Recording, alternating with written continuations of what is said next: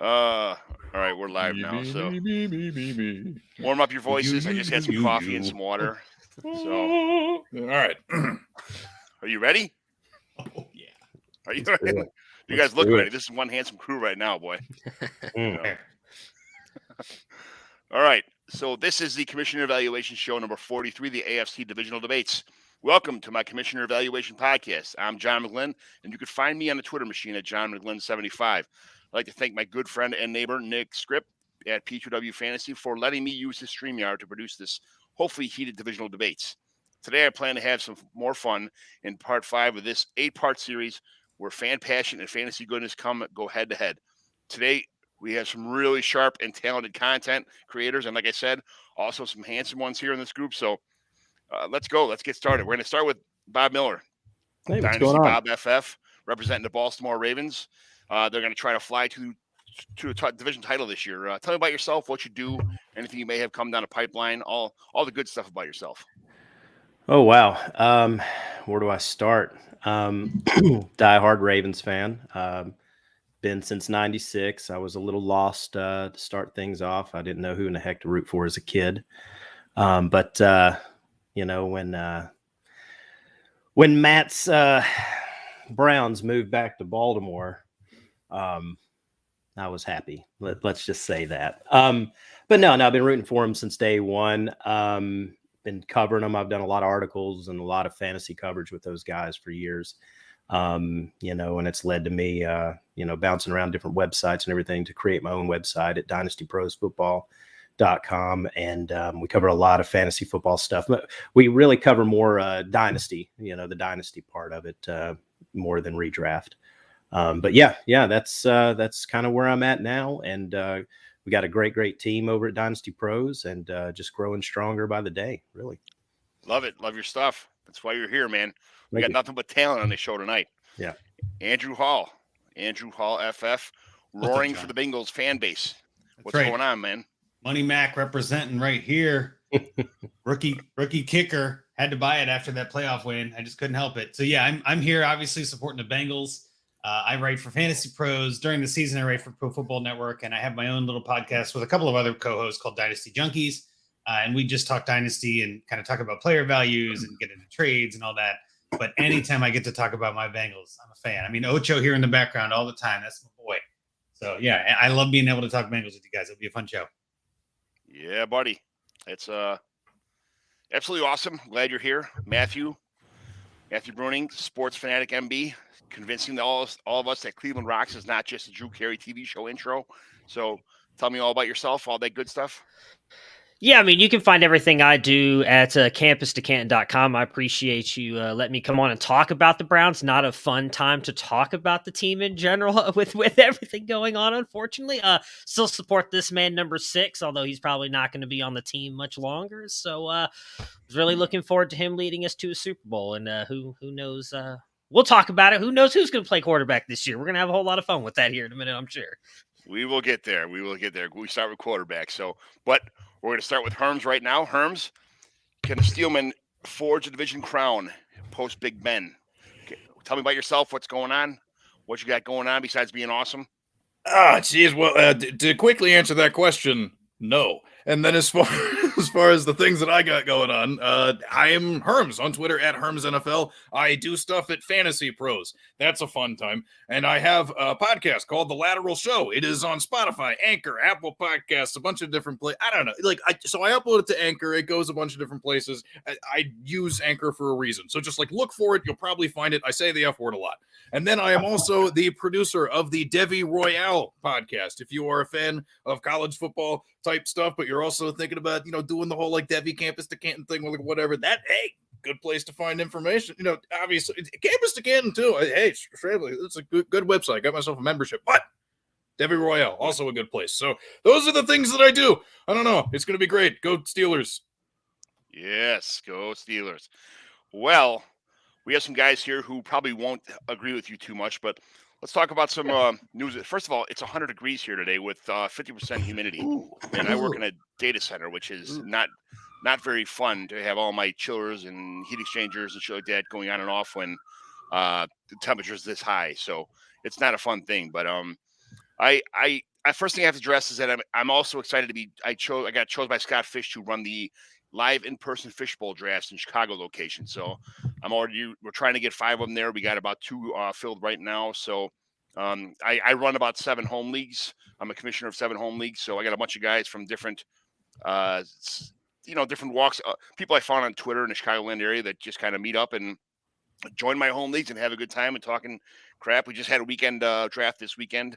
I traded up and got a whole bunch of picks. I'll talk about that in a little bit, but it's there's nothing better I like to do than having home leagues. The only leagues I don't have as home leagues is the fishbowl and this Campus Canton league that I'm in right now, so that I just joined. So I'm really looking forward to that Campus Canton league, and I'm hopefully when there's a draft going on, I can fly out and meet some of these guys in person. As Herms, I'm going out to my wife and daughter are going out to Maryland this weekend for a lacrosse tournament. I can't go because I have to work overtime. So I got I'm kind of pissed about that, but. Yeah, I know. It would have been nice to meet up. I could have had about 37 beers with you on Friday or Saturday, but it is what it is. Yeah. Just 37? Oh, man. Okay. Your number is 75 in your handle. I thought that was a challenge. Andre the Giant drank 96 one day, so that's okay. That's more than I've had. You're good. You don't want to show up to the lacrosse tournament that drunk, right? So 36 seems fair.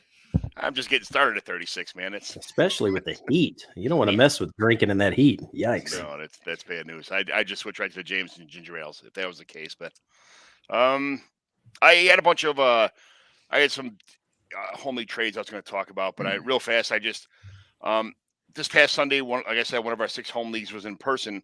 Our rookie drafts, I like to call the Mighty McGlynn home leagues, is what they call these leagues. They're a 12-team, 30-man rosters with no kicker, defense, or it's PPR with bonuses. A little bit different for each league, depending on the voting. Tight end premium is 75 or 0.75. Rosters: quarterback, running back, wide receiver, tight end, 2 flex, and a super flex. So 8 trades happened while I was on the clock. I had 4 of myself. Tell me, you guys, real fast. We're gonna go over one trade. I traded away Andrew Hawkinson for the 109, which I took Sky Moore. And I already have Mahomes, so I kind of figured in the long run, that might be a good pairing. I got David Bell at the 206, and then a 2023 second also for Hawkinson. Even in the tight end premium, is that a good trade, or did I kind of I should have just kept Hawkinson? What do you guys think? Repeat that real quick. Repeat your return on Hawkinson. I traded away for the 109, the 206, and a 2023 third. The 109 I turned into Sky Moore, and the 206 I turned into David Bell. And I have a 2023 third from last year's last place team. Who do you have at tight end besides Hawk? Yeah, I got Gesicki. I drafted I Gesicki. I drafted what the hell's his name?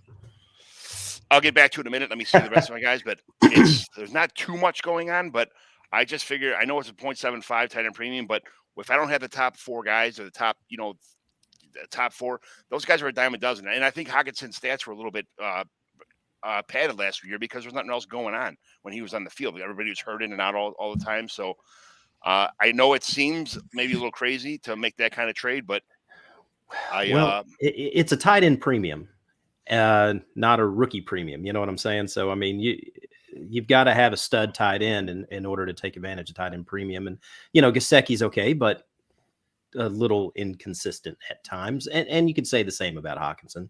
Yeah. But initially, I mean, we can see how Sky Moore and David Bell turn out. That could end up being a great deal for you a year or 2 from now, or and an early second next year too. So, and I got Greg Dulcich I just drafted. I got Brevin Jordan, and I got Hunter Long in case something happens if this 1 year franchise tag for Gesicki doesn't pan out. I like Hunter Long too, but I don't think he's a crazy awesome specimen at tight end. It was probably a I'll tell you this much: I was shallow at wide receiver, so I was kind of happy to get guys like. So I'm kind of happy about it. It's not. It kind of took a little bit of time for me to pull the trigger and really kind of say, yeah, but it's a live draft. Guy walks up to me with his phone and says, hey, I'll give you this, that, and the other. I had about 10 seconds to think about it before my time ran out. So it was that kind of deal. Anybody else? Is that a good trade, bad trade? Think about it. I mean, if somebody offers you a first and a second for Hawkinson, I mean, yeah, initially you're like, whoa, yeah, let me get that. But I guess maybe the return that you got there. But I really like that you have Brevin Jordan. I'm a fan of his, and I think I think his production is going to increase quite a bit this year and moving forward. So I do like that you have that as a backup. I love Greg Dulcich. I think, I mean, I also love Albert O, but Albert O's hurt a lot, and I'm not sure. Albert O is a much bigger, faster, stronger version of Greg Dulcich, but I like Greg Dulcich, the person. So I'm happy to have him on my team and wait in a year or so, wait to see what happens with Gesicki. Hopefully they sign him long term. Gesicki could, who knows what happens if one of those guys go down in Miami, you could get a ton of targets in the middle of the field. So I'm okay with just having like I said, Gesicki's a couple spots down than Hockenson. I don't really think it's that much of a huge difference as far as having Hockenson and I don't want to start two guys who have up and down weeks all the time. So I'm like, forget it. I got to do something here. Yeah, I mean, to give the positive side of the trade, I mean, if Sky Moore hits, which is possible, he's playing with one of the best quarterbacks in the NFL, right? When Patrick Mahomes, we know Kelsey's aging. They don't really have anybody else there when Tyreek Hill gone. And, since you got the Browns guy here, I mean, David Bell is getting a lot of love recently. I know Kevin Stefanski wanted them to go up to draft him. They moved up. They took him. They expect him to be the Jarvis Landry type. I mean, he's going to get that kind of volume in that offense with a guy like Deshaun Watson. I mean, I would say wheels up. I mean, I agree with you on Hockenson. I mean, I like him a lot too, but he's typically right around tight end 5 or 6 every single year. And outside of those top 3, it is kind of a dime a dozen. Like maybe he goes off and has a top 3 year one year, but then he could also go off the next year and be tight end 8, 9, or 10 right there with Gesicki. You can draft some guys coming out later. Michael Mayer, Brock Bowers in the pipeline as well coming up in a couple of years. There's some tight ends coming out you can grab in the drafts coming up. So, yeah, I think at the end of the day, wide receivers tend to last longer as well. You probably got the better end of the deal. Yeah, it was really close. Like I said, it was hard to pull a trigger on, but I also traded away my 23 second, which was I came in second place last year. My team has improved with a lot of depth this year in the draft and some other trades. So I traded away 23 second, and I turned it into Jalen Tolbert, which I got him at 207. Yes. Yeah. Herms likes that. I'm a huge fan of Jalen Tolbert. So that was an in-person draft. And then I walked across the room and I traded away Braxton Berrios, which it was for the 410. I don't really care. I don't know what happens to Berrios. He's going to be buried on a depth chart. We do get points for special teams, which is a little bit hard to get rid of Berrios in that situation. But no, he'll never play. So I grabbed Kennedy Brooks from Philadelphia with the 410 there. And then I traded away Darrington Evans for the 509, which I turned into Abram Smith, which if something happens with Kamara, I'm pretty happy about having Abram Smith there. You never know. I know he's undrafted and they gave him a lot of money as an undrafted free agent, but at the same time, he could just luckily fall into some role with that offense because there's nobody else available. So just my visions anyway. I might be pumping this up too much for you on Abram Smith, but knowing that I do all this college stuff like we were just talking to beforehand, he was the only running back this year that finished in the top 10 of 10 different categories that running back stats. And the last guys that do that were guys like Jonathan Taylor, CEH. I can't remember. Now I'm going to have to look this up. I might have deleted this note, but it was an amazing list. He got the second highest undrafted free agents contract this year. I think he's going to absolutely smash. I guarantee you he finishes as at least an RB3 this year in fantasy points. New Orleans always runs that 2 running back set. Alvin Kamara is not really an in-between the tackles runner. Abram Smith is going to be really, really good this year. So for Darrington Evans at the 510, I was super happy to get that he was still there, first of all. And I'm happy to take him. And now you saying that, just I want to go drink a beer or something right now. So I found it. The last running backs that did this: Najee Harris, Javonte Williams, Michael Carter, J.K. Dobbins, A.J. Dillon, Rashad Penny, Devin Singletary were the only running backs to do that in their years multiple times and came out and got drafted. And Abram Smith did the same thing. He was the only one that was an undrafted free agent as well. I think he got shot down because he also played linebacker in a lot of special teams early on in his college career. And he had 2 ACL injuries, but he seems fine now. Like, I'm all in on Abram Smith.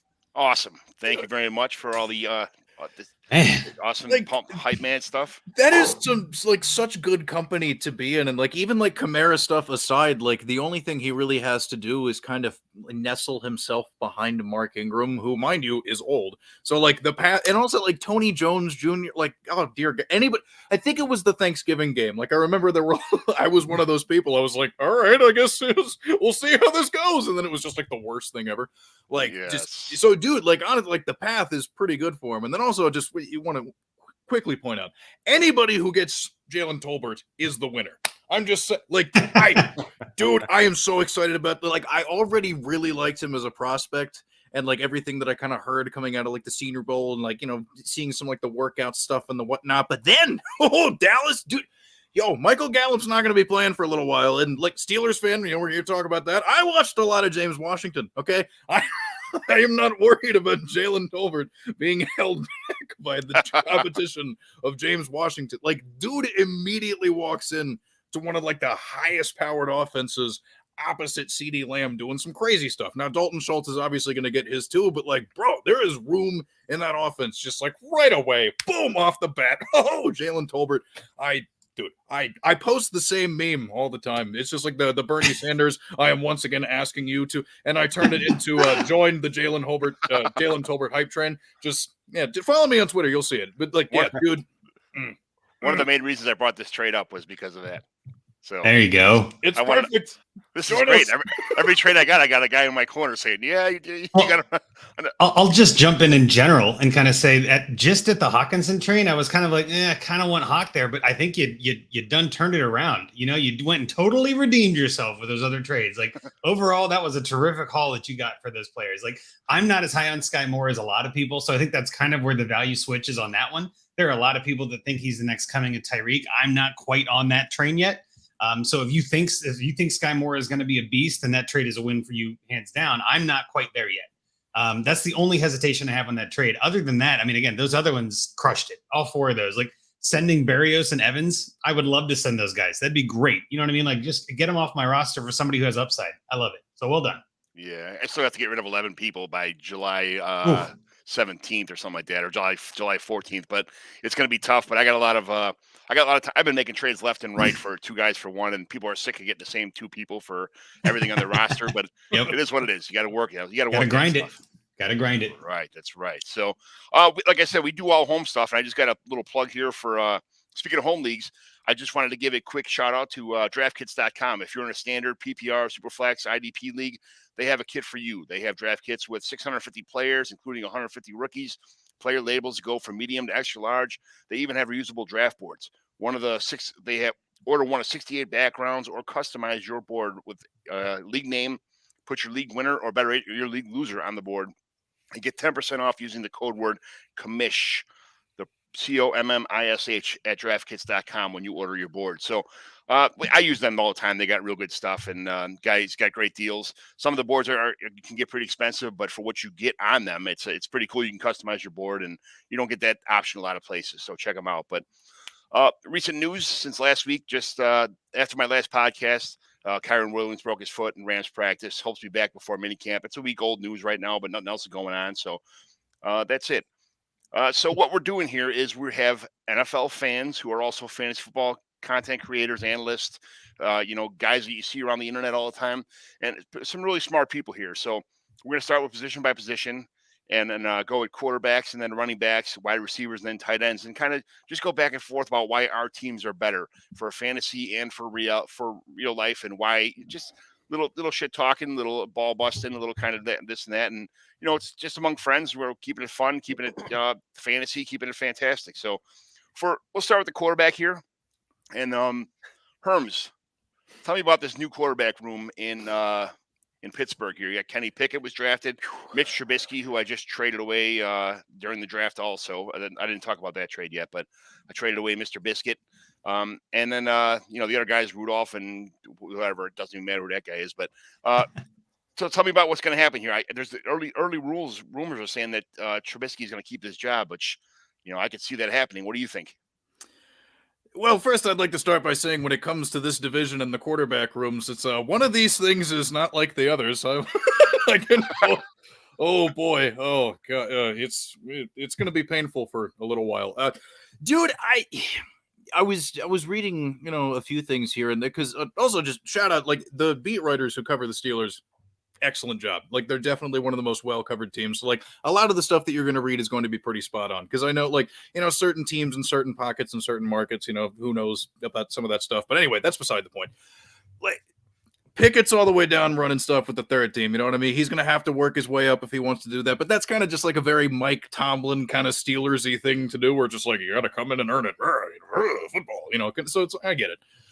But I still feel as though there's a realistic enough chance that if he works at it and does really well, I guess he could maybe take the job from Trubisky and start week 1. It's within the range of outcomes, but it would not shock me if Mitch Trubisky ends up being the starting quarterback for a while. And also, mind you, like, our bye week is a little bit later in the season, but not like so late in the season that they can't just hand the baton to him after that and just, you know, like have it all be for nothing. So there's a very realistic chance that we end up seeing both of those guys, Pickett and Trubisky, start, you know, a fair amount of games next year, but it's still very much wide open, and I don't know how good either of them are going to be. So just to be perfectly honest, like, I'm excited about it from the standpoint of it's my favorite football team, and we have a quarterback that can actually throw presumably more than 7 yards in the air and not, you know, accidentally fall down when rolling out of the pocket, not being touched by anybody. It's like, that's pretty cool, you know, because by the end, Ben Roethlisberger was just a sack of potatoes with a rubber band, you know, it's like, that's not good. There's nothing good about it. So like, just a welcome change of pace from that standpoint alone. So no matter how bad Mitch Trubisky or Kenny Pickett could be, it's a hell of a lot better than Ben Roethlisberger. So that's the outlook for quarterback. I'm a big fan of Mitch Trubisky. I've always have been. I think the Bears kind of did him wrong coming out. So he did look in a couple of times he got some chances in Buffalo. You saw a little bit of flashes, especially when he played against the Bears and got to rub it in their face. So I like the guy. I'm kind of happy for his shoot. The problem is the money involved in that. Yeah, they didn't give him much at all. You know, it's because like, at first glance, it looks like a lot, but I think it's one of those things that, like, you know, people kind of have to do. You got to look under the hood of a contract and be like, oh, well, that's a lot of incentives. And then you're like, okay, so it's not too much going on for him. He could reach a lot of them, especially because, like, I didn't mention this. I feel bad for cutting you off, but like the Matt Canada offensive system, like, for a mobile guy, you know, not like super mobile, but like Trubisky can scoot. He's got some wheels. He can do some stuff. Like, adding that dimension to the offense is going to be everything. Like, that alone is going to be like his best chance that he has to be able to hold on to get the job in the first place and then hold on to it for a while. So from that, I'm actually pretty excited about that. Nice. It's I'm excited about both of them. I'm a Dan Marino fan, and to see that Kenny Pickett broke Deshaun Watson's all-time college record for quarterbacks in a one season, and he broke Dan Marino's record touchdown record at Pitt himself. That's a kind of a nice thing there, but he threw a lot more passes than Marino did too. So it's a little bit unfair to throw 258 more passes and, you know, have a couple more touchdowns, but it is what it is. He still did it.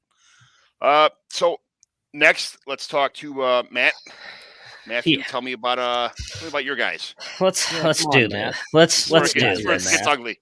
All right, so as a Browns fan, we pretend a lot, and we have a lot of hope for many decades. That's about what we do. So we're going to pretend here that Deshaun Watson's going to play the whole season, right? Because Jacoby Brissett, love him. He's a trash can. Josh Dobbs, Herms can tell you, trash can. So if either one of those guys starts for the Browns, we're screwed. However, Deshaun Watson, if he is the starter, let's not forget how good this guy was when he was with the Houston Texans with a horrible offensive line, and besides DeAndre Hopkins, absolutely nothing. As a rookie, he finished his QB 26, only playing in 7 games. After that, QB 4, QB 5, QB 5. He passed for 4,823 yards last time that he was a quarterback. He has rushing upside 500 and 400 rushing yards in his last couple seasons. And let's just be honest, he's going to be better than Lamar Jackson because he's not a running back playing in the quarterback position. He's an actual quarterback. He can throw the ball. Completion percentage of around 70%, 68%. He's going to be better than Kenny Small Pickett hands. I swear my son, who is 5 years old, has bigger hands than Kenny Pickett. I'm not even sure how Pickett's going to be able to hold on to the ball. I can't say anything bad about Joe Burrow because he's just the king. He's from Ohio State. I can't really say anything bad about him. So Joe Burrow, he's going to be all right. But Deshaun Watson's going to be the best guy. He's going to be the highest scoring quarterback out of all these guys because not only is he a better passer than anybody else in this division, he's got the better offensive line and the better running backs because the wide receiver core is really bad. But we'll talk about that later. Yeah, if he plays, you know, it's great. I mean, it's a big if, but He'll I'm play, sure, John. I'm John's sure some of going your to guys play. feel. I'm sure some of the guys feel be more than happy to hit you down on that one. But he is the best. He is a great quarterback. He's on the field. The guy is a fantastic talent. There's no doubt about that. So, Bob, he just threw some shots at you about your guy. What's going on? Tell me about it. Listen, man, this is not the first go around between Matt and I. We have a long history. Let's just put it that way. But listen, I'm not going to sit here and take shots. I mean, Deshaun Watson's not even going to play this year. We should have this show next year. I haven't even filed my lawsuit against Deshaun Watson yet. I mean, that's still coming out. Burn. Yeah. Listen, man, Deshaun is a good quarterback. Amari Cooper is a good wide receiver. I know we'll go there here in a few minutes, but other than that, Peoples-Jones, David Bell, what do they have? I mean, David Njoku catches like 3 passes a year. I mean, they've got nothing else there. Even if he does play, he is the 3rd best quarterback in the division, and it's not even close. I mean, Lamar and Burrow are right there, and Deshaun Watson's, I mean, we'll go a few more spots back for him, but I don't know. It's a hard conversation to have when the guy's not even going to play this year. It is tough. It is yeah, a tough it's kind of hard. I mean, we'll revisit this a year from now, like I said. So, listen, Lamar is catching a little bit of flack lately, not attending, the OTAs, but he's at minicamp now. He's there. He's fine. I'm not worried about him. They're going to get a contract done there. They're going back to that 2019 offense where he obviously set these records and was the MVP of the NFL. And they're going back to that 12 and even 13 personnel with all these tight ends that they're bringing in and getting back. And with the, I don't even want to say the addition of anyone, just the returns of so many players and so many people on the offensive line and Matt's secret crush, J.K. Dobbins. I mean, all of these guys that are coming back to the team. I know Lamar is missing Hollywood Brown, but I'm not really worried about that. Not concerned one bit. When he put up those great numbers in 2019, Hollywood was it, and Mark Andrews. That was it. So now Rashad Bateman slips right into that spot. We still have Mark Andrews. He gets better every year.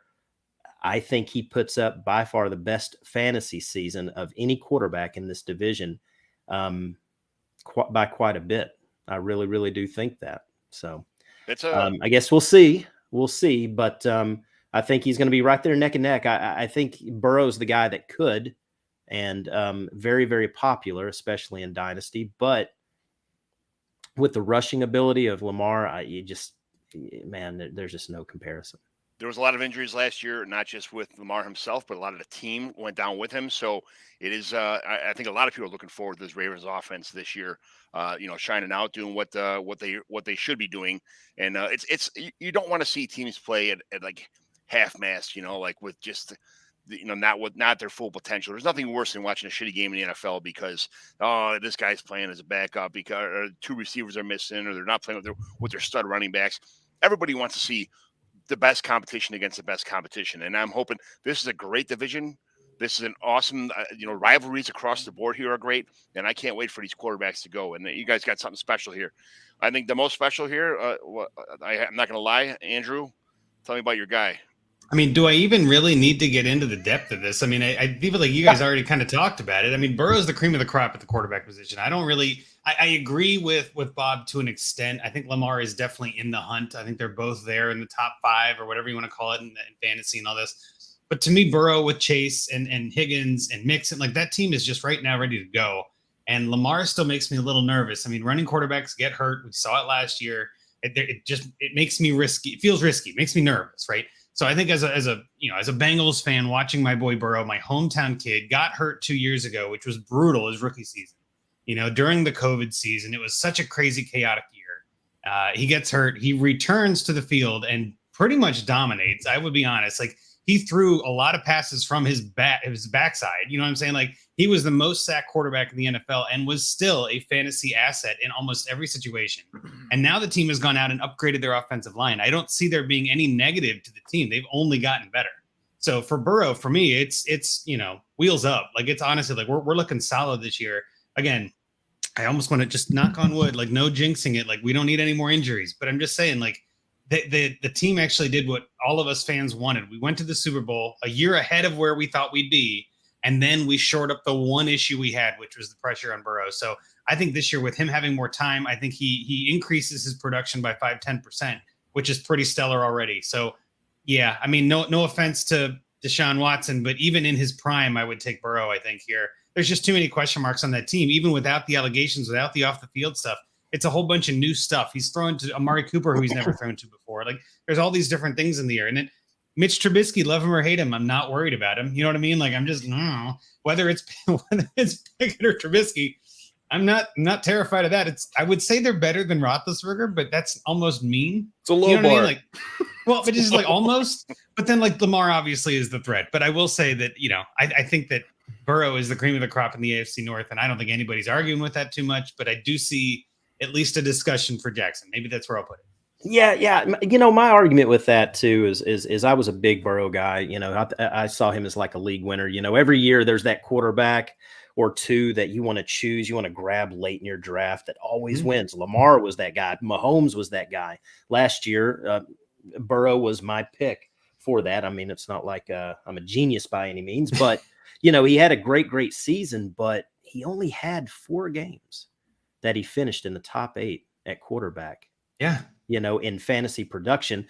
Unfortunately, 2 of those 4 games were against my Ravens, who were just annihilated by injury. Your team was so injured, it almost doesn't count. I agree with you. That was playing like against a JV team or like the Houston Texans. You know what I mean? Like one of those teams that shouldn't be in the NFL. You know what I mean? Like, it was a hard watch. You had guys on the couch 2 weeks earlier. But listen, I mean, Burrow has got some swag, and he scares the absolute shit out of me. I'm not going to lie. He is a hell of a quarterback, a great dynasty asset.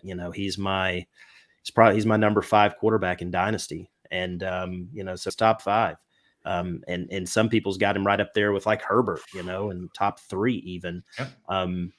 But yeah, he's the guy. And like I said, Deshaun Watson can be, and when Deshaun Watson had Will Fuller and Nuke down there in Houston, he was a fantasy stud, but I hate to say it, and it's because I love Matty to death, but man, the Browns are just going to brown. I mean, they always seem That's what we do, baby. Yeah, stay by the lake. Yeah, I kind of would hope to see something.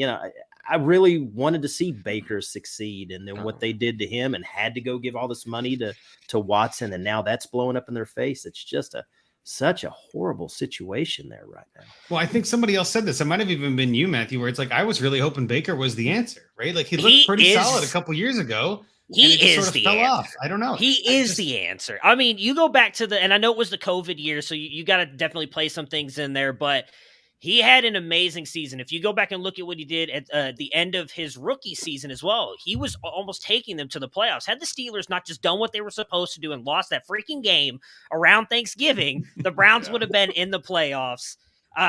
Last year, he was so beat up. I mean, he got injured in that first game against the Chiefs, where he almost brought them back and beat them to begin with in week 1. And then he ended up playing with like 5 or 6 injuries. And I understand, everybody plays injured, but when your shoulder is jacked up and you have to have 2 off-season surgeries and you play all year long, like I do think he was the answer. I hate to see the way they did him, but sounds like he's going to go to Carolina and he's going to come in and beat Cleveland in their own house in week 1. And I'm going to be here for it. I will be wearing my Mayfield shirt, cheering for it. The last thing I'll say on Watson, because we're definitely going to have this conversation next year, is he's likely not going to play. But regardless, he did what he did that last year with guys like Randall Cobb, Kiki Kuti, Jordan Akins, Scotty Phillips, Pharaoh Brown, Kenny Stills. He can do what he did in Houston with a horrible offensive line, in Cleveland with one of the best offensive lines, in my opinion. And last but not least, my last parting shot here on the quarterbacks. Go to playerprofiler.com, and who is Lamar Jackson's best possible outcome? It's Deshaun Watson, baby. You got to up that completion percentage. You get it over 63%. I'm a huge Baker Mayfield fan. I have DJ Moore in every single league I'm in. So right now I'm doing everything I possibly can to get Baker Mayfield, but people just know that he's going to go somewhere and get another chance, and that he is like a good quarterback. I think I overrate him a little bit. Him and Jameis Winston are like my bays, so it is what it is. But Don't laugh at that. It's not funny. James No, Smith is no, awesome. we all got No, our it's- little boo-boos, you know. I love my little Cooper Cup. Yeah. Well, he's actually a good producer. That's Yeah. all right. Well, cool. We got the quarterbacks out of the way. Let's jump to some running backs. What we're talking about here is it could be a workhorse or the whole combination of a whole team's running back stable. So Matt, tell me about your Cleveland Browns and what is going on this year with the backfield. So now that we're past the quarterbacks, and I can admit Deshaun Watson's likely not playing this year, the best thing we have going for us is our offensive line and our running backs. We have, in my opinion, the best duo in the entire NFL in Nick Chubb and Kareem Hunt. I actually love all the running backs in this division. Joe Mixon, big fan of him coming out of Oklahoma. Najee Harris, I mean, outside of him just absolutely trucking Ohio State in the national championship game, I really like him. And obviously I love J.K. Dobbins. He almost brought a national championship to the Ohio State Buckeyes. Massive fan of him. I love Dobbins. I love him. I will never say a negative thing about him. However, he did kind of blow his knee out, and so did Gus Edwards, and we don't even know when they're coming back yet. Joe Mixon always deals with injuries. Najee's a tank. I can't say anything negative about Najee.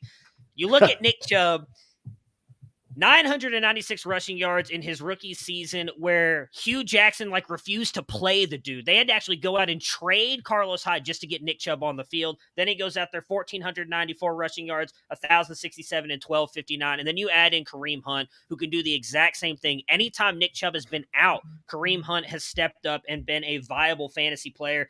Past couple years, Nick Chubb, again, his rookie season, only played in 9 games, finished his RB17 playing in 9 games, not even half, or just over half the season.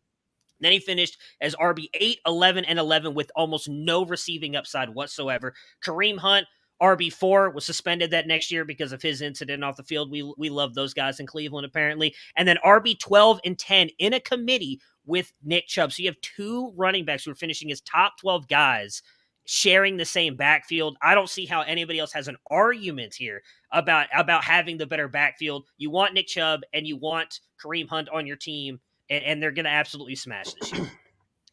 Man, I tell you what, I was a huge fan of Jerome Ford coming out of college, and when he landed on the Browns, I was like, this couldn't have been a worse spot for him. I disagree. I Really? disagree, and I will tell you why. He is this is going to sound like a negative positive here. He's not quite as explosive and as good of a rusher as Kareem Hunt is, but Kareem Hunt they're not bringing back. This will be his last year in Cleveland. If they do not trade him by week 8, Jerome Ford will be the backup and play that same role moving forward behind Nick Chubb. I think Jerome Ford is an incredible running back. If you can snag him late in your rookie drafts, grab him now. Really good receiving back, really good rusher. Something maybe people they overlook is he was a 5-star running back that went to Alabama. He transferred out to go to Cincinnati, but he did it before they changed the college eligibility rules where you can have your one-time free transfer in place. So he had to sit out an entire season, which is kind of what held him back a little bit. Jerome Ford is going to be really good, especially in that Kevin Stefanski offense that just loves to run the ball and pass the ball to those pass-catching running backs. I love you hyping up. What about your boy Ernest? I mean, he's just a hammer. He's not catching the ball. He's not doing much, but you just give him the ball and run forward and run people over, and that's all he's going to be. Jerome Ford will be the Kareem Hunt guy when Kareem Hunt's gone, whether it's by the trade deadline this year if the Browns are out of it and they want to get some pieces, or by the next year because they will not bring him back. Yeah, Ford's a Cincinnati kid, so I'm a fan of Ford. I love Ford. I think he did well this year. He played for Alabama. He couldn't get a starting job, so he left the team. The ball's on that kid. You know what I mean? And then he still went to a team that still went to the playoffs.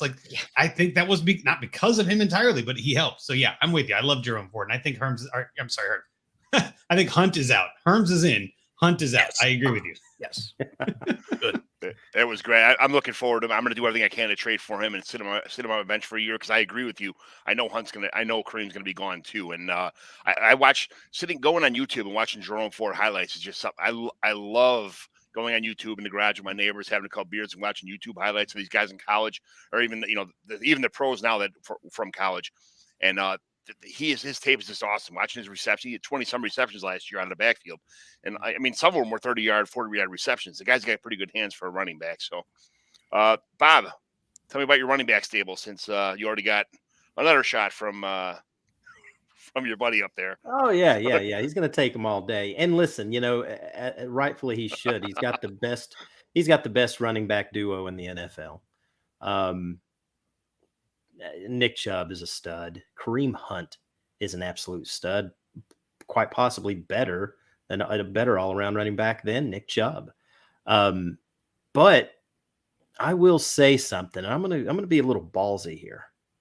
I'll make a bet, Matt, that my boy Dobbins and Gus Edwards outscore your two boys this year in fantasy. Oh, what do you want to put on that? I'm taking that bet right now, and I love Dobbins. I just paid Hey, him. listen, I wouldn't be making this bet if Deshaun Watson was playing, but with Jacoby Brissett, Oh, that's why I'm comfortable with it. I mean, they wouldn't let Baker Mayfield throw the ball for 3 years, and they kept handing the ball to Nick Chubb and Kareem Hunt. So I'm all for it. I don't know, $20. That's fine. Let's do it. $20. 20 ducks. Shaking hands here. Let's go. Yeah, there you go. No, I'm serious. Baltimore's not going to rush these guys along, but they've had absolutely plenty of time to recover. And I think they're going to come back strong. J.K. Dobbins, listen, Matt knows J.K. better than anyone. We've talked about him many times in the past. I mean, it's explosive. I mean, gosh, he is a fun guy to watch. And he is someone, aside from being a Ravens fan, I've been targeting in all my fantasy leagues, dynasty leagues, because you can get him at an incredible discount. Not cheap, but at a great deal, because I think there's a handful of running backs you can still get right now in dynasty that this is the cheapest they're going to be. And this time next year, someone like Dobbins will be far more expensive. And so he's a guy I'm really, really going after. And Gus Edwards is nothing to laugh at. He's no slouch at all. I mean, he is an absolute monster out there. He's kind of like a poor man's Derrick Henry, if you ask me. Just a downhill runner that no one wants to fool with. No one wants to tackle him. No one wants to get in his way. So bringing those guys along a little slowly, they brought in Tyler Beatty, which I absolutely loved in college, and I just can't wait to see what he does. And then they brought in, our boy, who was it? Mike, whatever his face is, out of Mike Atlanta. Davis. Mike Davis. I want to say Mike Anderson, but no, it's Mike Davis. Mike Davis is a very, very good all-around back that will provide some really, really good depth for the guys. But I really, really cannot wait to see with the improvements on the offensive line, getting back our left tackle, Ronnie Stanley, bringing in Tyler Linderbaum at center is absolutely huge. That was a big, big hole and a big need for us. And honestly, we saw how great. I really wanted Creed Humphrey last year out of Alabama at center, and he turned out to be an absolute stud, maybe at least a top 5 center already in the NFL. He was a Pro Bowler, and Tyler Linderbaum is better than him in almost every way. So I cannot wait to see what that offensive line does. Very, very excited. Getting back to that running game, getting back to that 12 and 13 personnel. These guys are just going to eat, and they're going to feast, and they're going to shove the ball down people's throats, and no one's going to be able to stop it. I cannot wait. That's the reason why I made that bet with you, Matt, because it's going to be fun. Just like 2019, we're going to watch that all over again, and I cannot wait. Can I just want to jump in real quick and say how pissed off I was at the draft that the Ravens just got every great player that fell into their lap, like every single player. I was like, oh, of course they get Linderbaum. Like, of course, like it just felt like every guy they took, I'm like, God, that's a great pick. Like, They did it again, right? And I didn't really like. I've gone on plenty of shows and pods and everything, and probably get a little heat from Ravens fans, but I wasn't a fan of the Kyle Hamilton pick. Well, okay. Hamilton, I could see being a little iffy, but there were a couple of others. Even then, like I just remember every time the Ravens are on the clock and they picked, I'm like, God, that was a great pick. Again, taking the value. I love it. Yeah, I did my mock draft over at dynastyprosfootball.com, and I had the Ravens taking Jamison Williams at their pick 14. And then, but I did have them trading back into the first round to take Tyler Linderbaum. So, that was interesting. However, that was the plan. I had a good buddy that did a show with me, a Ravens show with me that is pretty close with, let's just say Hollywood Brown, and kind of was aware that Hollywood was not going to be with the team. And, with that being said, I really, really thought the Ravens were going to focus on getting some kind of a wide receiver replacement, and Jamison Williams was their guy, and I was absolutely right. That was their target, and then doggone it if Detroit didn't jump up there and snag him. So Baltimore was like, cool, we'll take Jordan Davis. That's our backup plan. And damn it, if Philadelphia didn't know that and jumped right in front of them and took them. So I guess they just had to kind of go with the best player available. They really didn't need Kyle Hamilton because of Chuck Clark. They couldn't help but take him. I mean, I think it was kind of like a, what do we do here? It kind of a moment. Again, great value. Honestly, I just thought it was great value. I agree. That secondary is going to be just, I mean, Marcus Peters and, Marlon Humphrey. They brought in Marcus Williams. You've got Kyle Hamilton there. I mean, they just brought in Kyle Fuller. I mean, it's just, I cannot wait to see that because, Andrew, we're going to need every friggin' bit of that against T. Higgins. That's exactly what I was thinking. Like, they're zigging when every other team is zagging, right? Every other team is loading up, and you guys are like, that's fine. We'll just defend them better than anybody.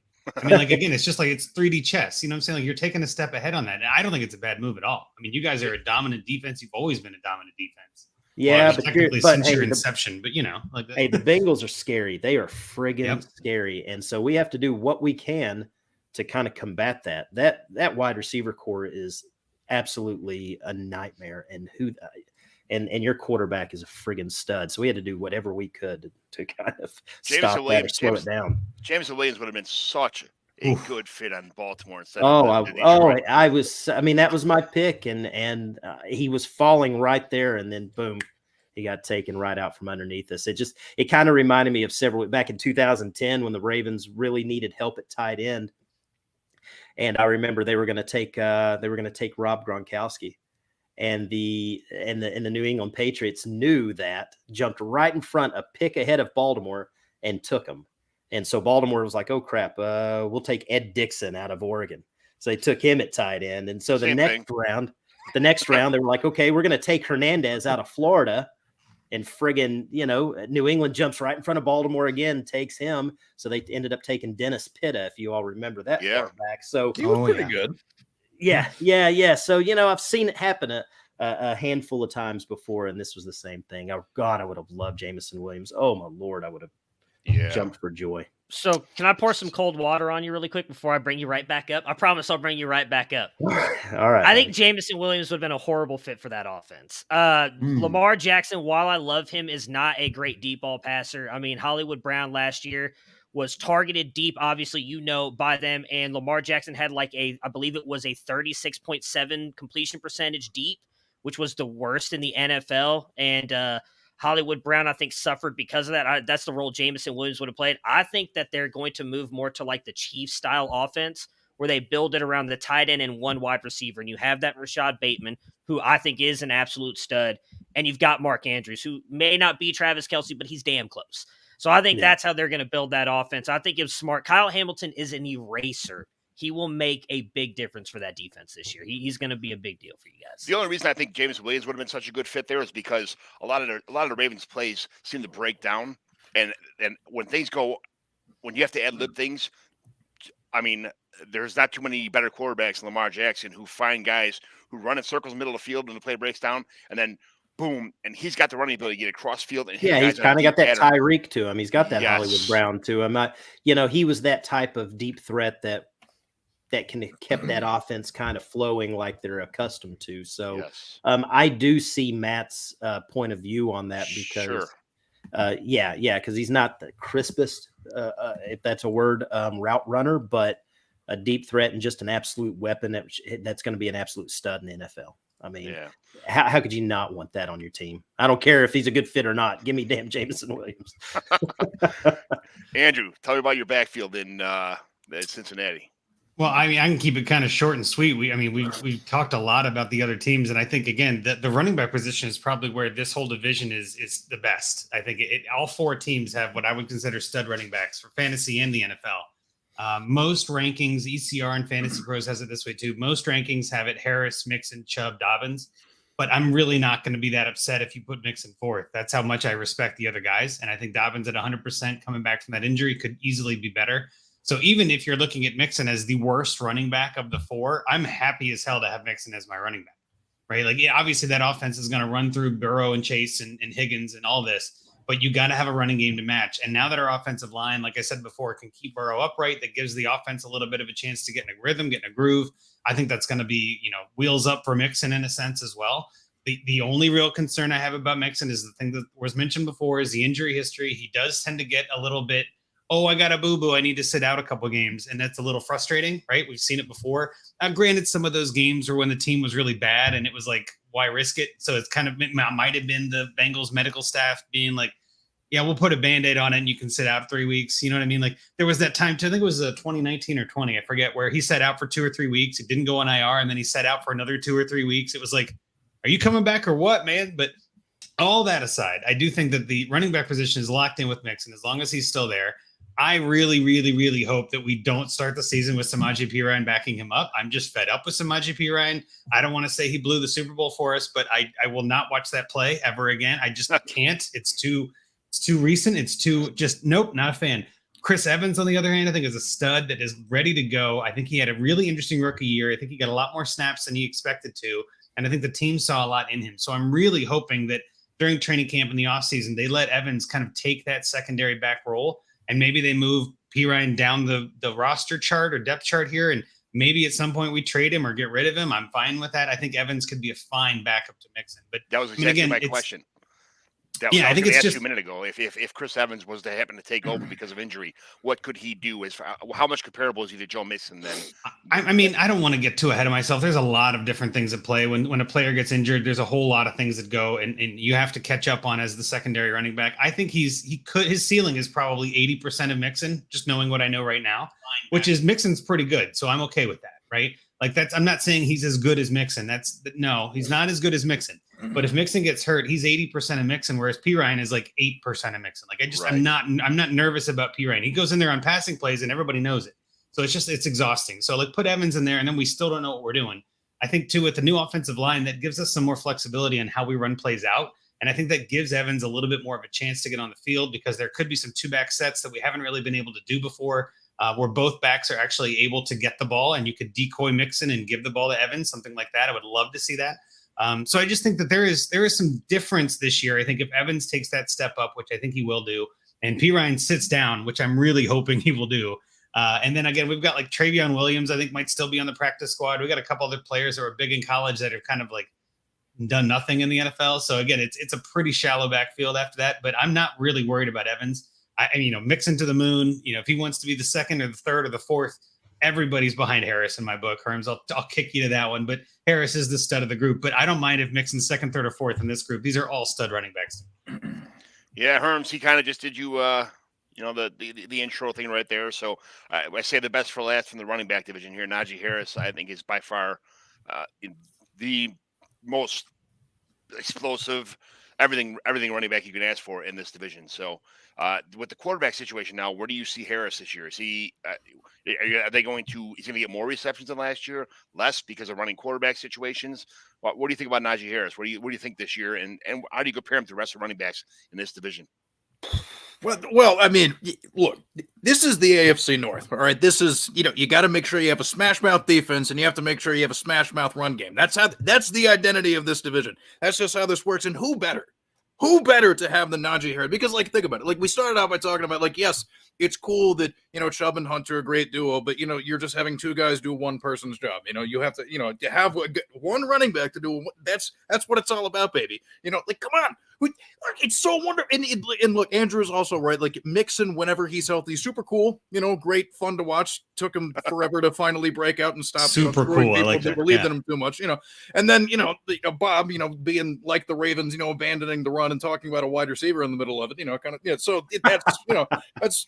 This is football in the AFC North. It's Najee Harris. And I am not even remotely worried about anything transitioning, with the quarterback position at all, because it's the identity of the Pittsburgh Steelers. As long as I've been alive, it's just hey, you turn around and hand it to that one guy. And then that one guy just does all the stuff and it's going to be wonderful. And the best thing that he really has going for him is that even though there weren't monumental, marquee banner type, additions to the line, Mason Cole, not a bad guy to bring in, play center, doing the whole thing, taking Kendrick Green off of that because, his natural position of guard, he will move back to that. But then also, the Chicago Bears for letting go of James Daniels. I am very, very thrilled to have him come on, be part of that line as well. And kind of going back to Kendrick Green, like very talented guy, but now with all those additions, he gets to kick into more of a rotational piece instead of, being in there the entire time. Like he's a talented prospect, but he's raw. We saw that several times toward the beginning of the year. Toward the end of the year, he started to figure it out a little bit, but there's more experience.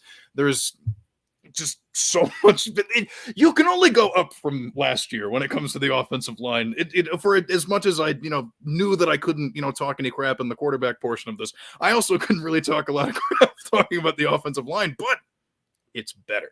It's better. And also like the thing about this, and I think this is something that, especially for dynasty managers, a lot of people take the time to hypothesize and figure out, well, what happens if the workhorse for the Steelers goes down? And the answer is, unless there's somebody extremely obvious behind them, like when D'Angelo Williams was around, like, when I was much younger, Deuce Staley, being part of it. Unless there's someone obvious, the answer is who cares? Like straight up, like Benny Snell seems like a nice enough guy. I remember there were, camp reports a couple of years ago, and they were just like, hey, like, we're really believing in this guy. We'll see what he can do. And then James Conner goes down. They try to give it to him, and it's just like the worst thing I've ever. Okay, now he wasn't that bad, but it wasn't great. It definitely wasn't great. And then like Anthony McFarland, talented guy. Hey, shout out Maryland. Woo, go Terps. Like, but no, they tried that a little bit as well.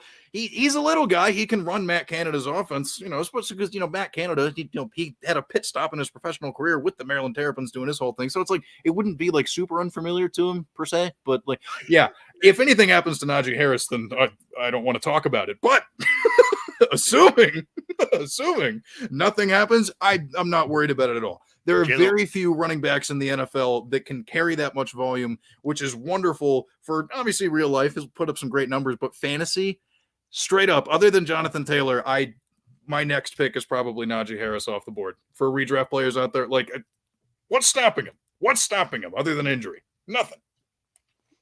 Yeah, like I said before, the Mitchell Trubisky running game. Everybody knows that running quarterbacks don't really dump off to the running backs too much. Like Big Ben, half his game was just standing in the pocket and dumping off to the running back. So it concerns me a little bit, especially a reception is a lot more than a carry. So that's Jalen Warren seems to be like that some people are talking about that might be if something happened to Najee, Jalen Warren might be the answer. And I don't know. I've heard McFarland, I've heard Snell. I've only heard Snell one time in my life to say that he'd be able to carry the load. But I don't know. It's a tough situation. I like as long as Najee's back there, there's zero to worry about, like you said. So let's see. All right, so let's switch to wide receivers here, and we'll talk about the outside, inside, all the receivers on this team here. Bob, we're going to talk about the Ravens.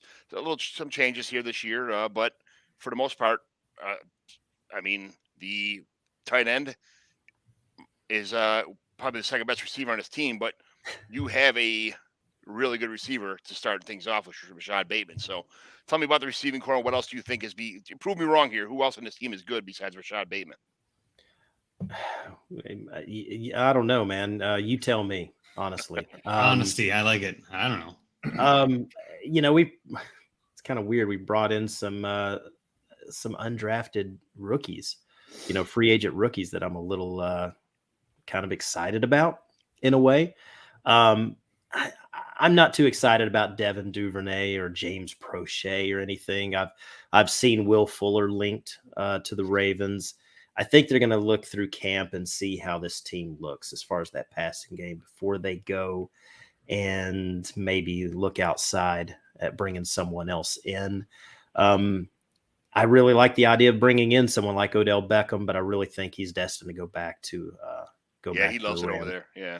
Yeah, I think that's where he ends up. But honestly, I'm not going to get into tight ends or anything. We talked about Baltimore's passing game.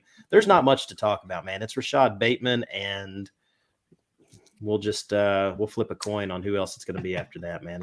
It's a dart throw. And like I said, in that offense, they really don't need a whole lot of wide receivers. It's the reason why Baltimore will never pay a wide receiver $20 million. That's the reason why they got rid of Hollywood Brown, even though he wanted out. But he knew he wasn't going to make the money that he could make, and obviously put up the numbers that he knows he can in that offense. He's 170 pounds out there blocking. So in this particular offense, we don't need a whole lot out of our wide receivers.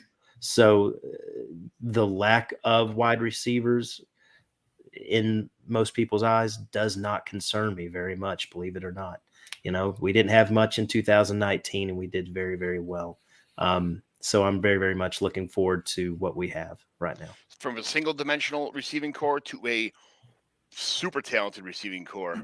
Andrew, tell me about Jamar Chase, T. Higgins, Tyler Boyd, and maybe the best receiving core in the NFL. I was just going to say that, you can't have a bigger difference between two teams, really. Like the Ravens it's one guy, and I think Rashad Bateman is the guy, but again, I think is not no. As much as I want to say I know that, there is some speculation on that front. Is he really the guy? We haven't seen it yet. Kind of, but not really leaning on. We'll see. I'm not crapping on it. I'm just saying it's tough. But then switching to where you've got Chase, Higgins, and Boyd can all be a wide receiver one in a week. You know what I mean? That's hard to see for a lot of other teams, especially with guys like Gallup getting hurt and kind of not being in for most of this year, probably with his ACL being, repaired in February. There's a couple other teams that, you might be able to say Jefferson, Thielen, and KJ Osborne. You might get a fluke there. You might get Denver with Tim Patrick, right? But Boyd, I think, is the best wide receiver 3 out of almost every team in the NFL. And I just think that this team is going to flow through the offense. The offense is going to flow through the receiving group by far. Chase is, if not the 101, the 102 in most dynasty drafts. And I don't think that's shocking just because of that connection he's got with Burrow, his age, his talent, and all that. And then you've got Higgins, who would be a wide receiver 1, no offense for the Ravens. You know what I mean? Higgins is a wide receiver 1 for a lot of teams out there, right? The Jets would love to have Higgins. That would be amazing for their team, right? And we've got the 2 of them locked up for at least the next year, maybe 2, and after that, probably not, right? Because the contracts get messy. But Boyd, I don't think is going anywhere. So even if we lose Higgins, we still get Boyd as a wide receiver 2. I don't mind that. So yeah, I'm very happy with our receiver core. Again, not a whole lot to really get into other than hell yeah, I'm in. Let's do it. Oh, well. You're muted. Oh, no. Oh, no. Unmute yourself. That is a scary, scary receiving core. And another scary receiving core, Herms. It's not far behind. Deanna Johnson, George Pickens, Chase Claypool, Calvin Austin. That's there's some talent right there. There's a couple newbies, but tell me about the Steelers wide receiving core. And hey, don't forget Gunnar Olszewski. Okay, you know what? Can I tell you? Whoa, time out. I'm friends with his cousin. I grew up. Chris Olszewski is one of my best friends, and that's his nephew. That's his cousin. So Nice. he just threw away all of his he took all of his Patriot stuff, threw right in the garbage as soon as he got traded to the Steelers. So, but yeah, it's I've known Olszewski since he got drafted. We had a party with my buddy when he was in the NFL, or when he was on the Patriots. So. We meet at the bars every time you play on Thursday or Monday Night Football and watch him return kicks and be a all-around good player. But before you don't diminish Gunnar Olszewski. No. Because seriously, honestly, I kind of got a little heat for it in a group chat that I'm in earlier today. But replacing Ray McLeod. Actually kind of an important thing for the team to do. So between Gunnar Olszewski and Calvin Austin, I do not say this with sarcasm. I'm actually very excited that Gunnar Olszewski's on the team. He serves a very specific purpose that I'm excited about. And it really speaks to the point that even from the bottom of the core up, there's important and good athletes there. It's always been a hallmark of the Pittsburgh wide receiver core, at least as long as I've been watching. You could put together the all-time receiver core of people that the Steelers let go and it would be dude, what is going on? Oh my god, having to sit there watching Manny Sanders walk away and Mike Wallace walk away and Plaxico Burress walk away, these are Antonio Brown. Come on, just yes. These are Juju. Yeah. So it's hey, if you're looking for some receiver talent, you come to Pittsburgh. That's where you can find it. And then, I was reading earlier today, Mark Cabali at The Athletic covers the team super well, and he has a dynamic, kind of shifting depth chart that kind of covers what's been going on at the different drills and practices and whatnot. George Pickens maybe in consideration to do the Juju role in the slot. I don't know how much I love that, but it gets him on the field right away. And from a talent perspective alone, there are a lot of, red flags and character concerns in his prospect profile, but just from a pure talent standpoint, there is a strong argument to be made. if you want to make the argument that George Pickens was maybe the most talented receiver in the draft. And like, look, he fell all the way down, and it was like, scoop, thank you. And, the Steelers take chances on guys like that, and the success rate is pretty good. I mean, hey, best case scenario, you keep it under wraps for like, almost a decade and he becomes Antonio Brown, or worst case scenario, Martavis Bryant wasn't bad, like the times that he was out there. So it's just like, even with those red flags and character concerns, quote unquote, like the range of outcomes for George Pickens is fantastic, but like where it gets complicated for specifically dynasty managers is the two that sit atop the depth chart. I will defend Deontay Johnson all day. I think he is an immensely talented wide receiver. And when you consider that his career started with catching balls from Mason Rudolph and a guy named Duck, and then having to deal with noodle arm Ben Roethlisberger, pretty good. Pretty good, even competent quarterback play. And this dude, he's going to soar. It's going to be fantastic. I'm so excited about it. Claypool, some people are a little mad that, he didn't take a step forward. People were like, oh, he's going to take over the. No, like I've watched the Steelers long enough. They kind of just pick like one smallish guy to hyper target. And then, you have the other guy that's maybe a little bit bigger that kind of rotates in and out and does the secondary role. The only thing that really changed for Claypool between his first year and last year is the touchdowns went down. As far as receiving yards and, receptions and stuff, he did about the same thing. If he can keep his head in the game, that'd be great. But I mean, he's currently working on playing his way out of Pittsburgh, but I'm really excited about it for this year. But for the future, I don't really have much dynasty advice for people other than, please, dear God, acquire all the George Pickens that you can get, because that is going to be fantastic. Like, oh man. So yeah, dude, like I feel confident in that top three for sure. Like, just they're all going to be. Maybe we'll see about Pickens because, hey, Pat Freiermuth, the muth is loot. And also, like, you cannot put the genie back in the bottle when it comes to Pat Freiermuth, because by the time he took over the job around like week 6 through the Minnesota game where he ended up getting concussed and it kind of, like prematurely ended his year, not officially, but essentially, he led all tight ends in the NFL in receptions, receiving yards, and touchdowns in the red zone. All of them. Every single one of them. And not even just rookies. All of them. That's incredible. That's incredible. It's another reason why I feel so good about whoever plays quarterback. Because even if they're just meh, like, look at the weapons, man. Look at it. It's incredible. It's wonderful. That's actually the answer. You're exactly right. It doesn't really matter who's quarterback, but it mattered when Ben was quarterback. Everybody hated Ben Roethlisberger. He had tons of options, tons of weapons. I started him in a couple leagues, and I was like, you hate on him all you want, but he's got a lot of places to throw the ball. Najee Harris with 15 catches, I think, in one game, right? Like, say what you want about him. You don't need to throw it very far. You can trip over yourself and lose it down. It's fine. But yeah, I'm with you. Your offense is going to be all right no matter who's a QB. In that draft, I could do it. I think I would do it. Okay, job. I mean, I would pay to see that. Yeah, Deontay Johnson might be one of the most underrated wide receivers in the NFL. I mean, I don't know if there's a much better route runner in the NFL right now than him. Or creating for himself an open space is just a marvel to watch. It's so beautiful. Yeah. In that draft I was referring to earlier, I picked up Calvin Austin at the 401. I was super happy about that.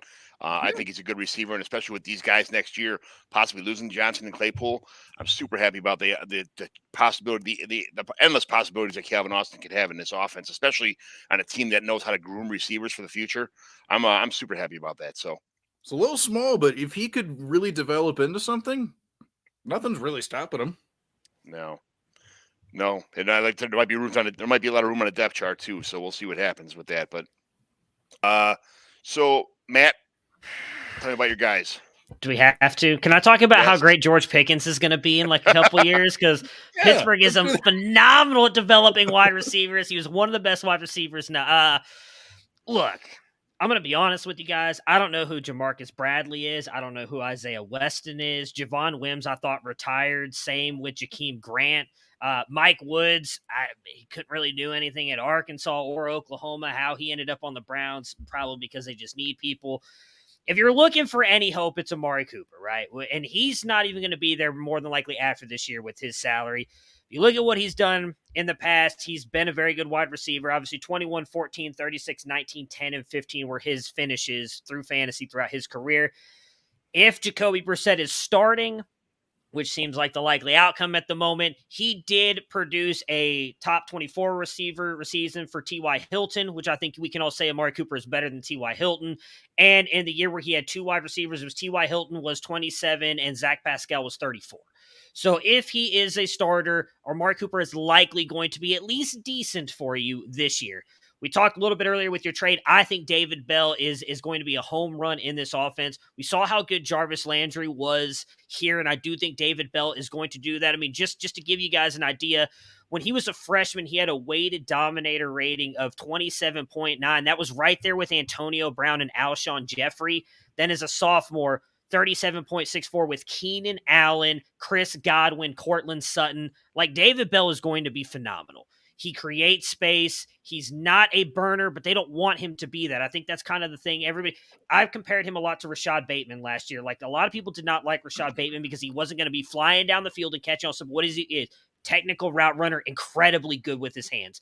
The reports today, all 7 passes that were thrown at him by Deshaun Watson, he caught. And one of them was a really nice catch. Like, he's got incredibly strong hands, and he's an incredible route runner. They're going to use him in the slot. He's the future there. Outside of that, I mean, let's just hope that they draft somebody in 2025 when they get a first-round pick back, because they don't have any in the next couple of years because they got rid of Deshaun Watson. And this wide receiver core is poop. So, I mean, outside of Amari Cooper, take David Bell later and hope for the best in the future. But Donovan Peoples-Jones, the Jones of the people, the Peoples-Jones. Look, I like DPJ. I do think if Brissett is the quarterback, he's not going to do anything. If Watson is there, I do think he has a shot to fill in that Will Fuller role. The issue is he does not have the speed that Will Fuller does. And that's going to be the big thing against him. And we know what's the one thing about each one, including, and I'm sure Andrew can tell me this, the past couple of years, Cincinnati has really improved their secondary. You guys mentioned defense. Like, every team in this division has incredible secondaries.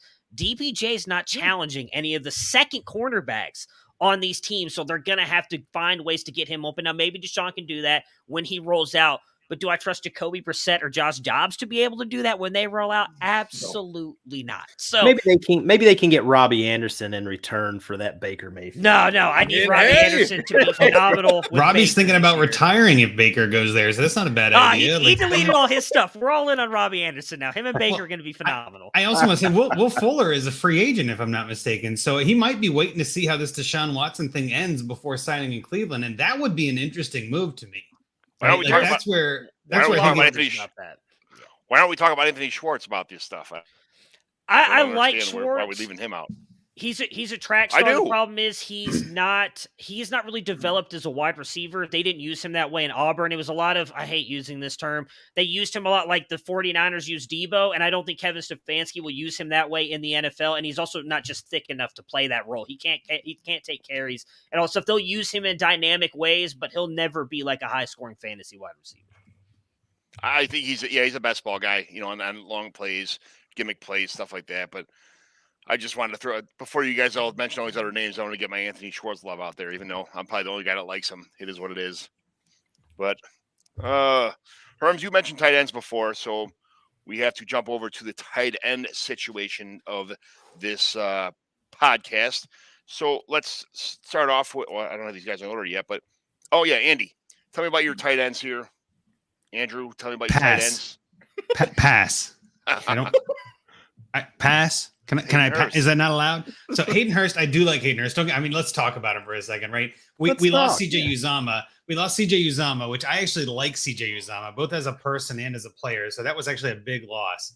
But we got Hayden Hurst, who I think is kind of underrated. I do like Hayden Hurst a lot. I don't think he's bad, but this is clearly the weakest spot on our offense. I don't think anybody's arguing that. Like, now tight end is kind of a mixed bag anyway. I mean, you never know what you're going to get. But even I would say Njoku is better than Hayden Hurst. Right? So we're the worst of the tight end group. I mean, obviously Muth and Andrews are top 10 easily. Andrews might be the best. So it's like that's kind of our weak spot. But I do like the idea of Drew Sample and Hayden Hurst kind of lining up in 2 tight end sets, potentially both blocking, helping Joe Burrow a little bit more, but can also both sneak out and be open for passes in the underneath. So I don't hate Hayden Hurst. I'm not saying that. I just pass. Like, I'm good. We don't need to talk about the tight ends. Hayden Hurst will be a top 12 tight end. He's awesome. I was about to say, you beat me to it. He's so underrated. I would love that. I'm not that confident in it yet, just because there's so many there's only so many targets to go around, right? And I think if this team, if it was, no offense, if it was Rashad Bateman and Hayden Hurst, I would agree with you. But I think with the way this team is set up, he is probably the 5th option of pass catching on that team behind Mixon and all 3 of the receivers. Yep. And in my mind, if you're the 5th option, you're not going to be a top tight end. It's just, it as bleak as the tight end is, it's just not there. You know, my buddy Coop, who we're going to talk to on Junkies in a couple weeks, he's a big fan of top tight ends tend to be the 1st or 2nd target on their team. And that ain't Hurst no matter how you spread it. So, I mean, again, I love the player. I love him coming to our team. I'm excited to see him play, but especially for fantasy, I'm just not expecting much. Maybe that's the way I'll put it. He's going to have such mismatches all year long. Oh, yeah. Oh, yeah. So that's the only thing where I see him at. I don't think he's going to get a whole lot of volume, but I think he's going to have several touchdowns. I think he's going to surprise a lot of people in fantasy. I hope you're right. I have a lot of rostership with this guy because I can definitely see him. I see him finishing inside the top 15 and possibly a top 12, making him kind of a back end tight end one. It's crazy to say, but he has got a lot of talent and a little bit of a chip on his shoulder, and that's true. No one's going to be looking at him because of all that, all those receiving threats. I think he's going to be a sneaky good little tight end to have on your fantasy. Agreed. Herms, go back to your Muth talk. You started bringing him into conversation, but it's your turn to shine. Oh yeah! Oh, the Muth is dude. He's loose. Yo, so loose. And kind of like I said before, there are a lot of people that are kind of concerned about just like, oh, well, how is he going to, earn the work in the offense? Look at some of these other guys. It's like, you can't put the genie back in the bottle. Like, we know it works. And the greatest thing about Pat Freiermuth is that, at least from my perspective, as a dynasty manager who's just like, I mean, wherever I don't have him rostered, I'm going to make an effort to roster him more. Like, the existence of Kyle Pitts just like completely just kind of obscures exactly how good Pat, because like in a world where Kyle Pitts' father didn't have a twinkle in his eye, we would have viewed Pat Freiermuth probably like where he probably should have been viewed. Because like and he hates the nickname, by the way. Like I looked into this, he absolutely hates the nickname. But Baby Gronk, they don't just hand that out to anybody. Okay, like it's not just like just a lazy tag that you throw on it. Like dude. Like at worst, honestly, like as time goes along and he develops and continues to, do more in the NFL, at worst, we're looking at Hunter Henry, probably. You know what I mean? Like that type of tight end, like red zone threat, doing the whole thing, super cool. But like, dog, dude, he's so good. Like, and anybody that forgets, I mean, just like go back and look at some of the stuff he did at Penn State, dude. I mean, like, like that, bro. Pat Fryer, he's so good. He's so good. Like, I swear, even just the prospect profile alone got overshadowed by the fact that he came into the league with a unicorn. Like, it's not his fault. He didn't ask for that. It just happened that way. And it's such a great discount because I see a lot of people talk about how much they like him, but are very non-committal when it comes to, trying to find an appropriate value for him in a dynasty format. And I'm here to tell you, like, just go for it. Invest. I mean, hey, look, tight ends. I mean, like, we've tried a lot of different things ever since Heath Miller. Okay, we tried. I remember, what was it, Ladarius Green? I thought that was going to work out. That didn't go well. But hey, one game at like the end of 2017 or 2016, whatever. That's not the point. It didn't work out. And then Vance McDonald, like at times, and then Eric Ebron. We tried. Stonehams, no. But hey. It didn't take that long in the grand scheme of things. It didn't take that long for us to eventually land on this beautiful, beautiful man who was Pat Freiermuth. I mean, like Mark Andrews, he clearly the cream of the crop here as of right now. I think all the players in my home leagues share the same love of Pat Freiermuth that you do because everything I send to him just gets instantaneously rejected. Yeah. It's almost impossible to pick him up anywhere because everybody knows him. It's hard to pick up. It was like I'm sure people were dying to get that Hockenson trade that I gave out the other day at our draft, but people love tight ends, and when you have a good tight end in your roster, it feels like a humongous void that that everybody else is just playing chicken with, in the roster every week. So I love Muth. I'm hoping that he had a pretty good year last year, minus the injuries. But he's somebody I'd love to have on my teams, and I think he's almost unattainable now unless you want to overpay. Well, honestly, Herms, you need to come out with a Muth podcast and just have weekly episodes where you just fanboy because it is so entertaining to listen to you go nuts about the Muth. You know what I'm saying? Like you're just such a good fan of his. Hype, and man. I totally agree with you. If Pitt's dad didn't have his twinkle in his eye, that's perfectly put. Like I got so many Firemouth shares, it was crazy. Like he was dropping the second round in some tight end premium leagues, and I'm like, do we not forget that this guy is like he's still a stud tight end? It's just he's not getting talked about. So I think I got him at like 2 or 3 in one league, and I was just like, okay, like what the hell? Like you know what I mean? Like just he kept falling. So yeah, I'm right there with you. I love the mute. I love it. Matt, I wanted Harrison Bryant in a lot of leagues. I figured he'd have the open door to this competition when Njoku left, but Njoku came back, which I love. I think everybody loves the David Njoku situation. I love him as a player, as a athlete, as an everything. So it kind of in one instance I'm happy because I haven't Njoku in a lot of places, but I was kind of expecting Harrison Bryant to be the guy. But tell me about the rest of this about Njoku and Harrison Bryant anyway. Yeah, I mean, if there's really not much to say here when you I wish you would have let me and Andrew go first. Like, why you had to sandwich me in between Freiermuth and Mark Andrews, I'm not 100% sure because it's not really fair to me, but that is what it is.